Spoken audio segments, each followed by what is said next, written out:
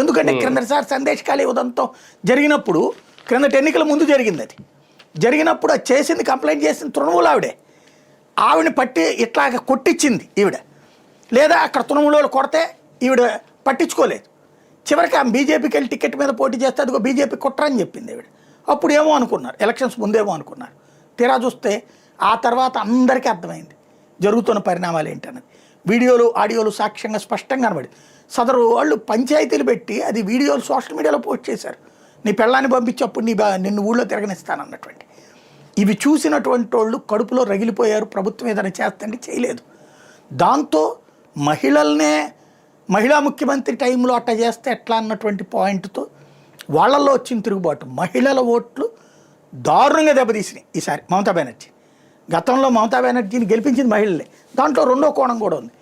మహిళలకు ఇదివరకు ఏంటంటే ఇవిడ ఇచ్చే పథకాలు ఉన్నాయి. 1500 రూపాయలు, 1000 రూపాయలు ఇచ్చేది ఇదివరకు, ఇది నెలకి డబ్బులు. దాంతోపాటు ఆరోగ్యానికి సంబంధించినటువంటి 3000 అని ఇట్లాంటి కొన్ని పథకాలు పెట్టింది అనమాట. వాటికంటే ఎక్కువ ఇస్తామని ఇప్పుడు బీజేపీ హామీల్లో ఉంది అక్కడ. కాబట్టి అక్కడ వచ్చిన మార్పు అంటే మహిళలు పథకాల పరంగా బీజేపీతో బెటరు, ప్లస్ ఆవిడ ఉంటే సెక్యూరిటీ లేదు. వాళ్ళు కూడా ఇటుకి టర్న్ అవ్వడమే అక్కడ విజయానికి కారణమైంది. దాన్ని అంచనా వేయలేకపోయింది మమతా బెనర్జీ.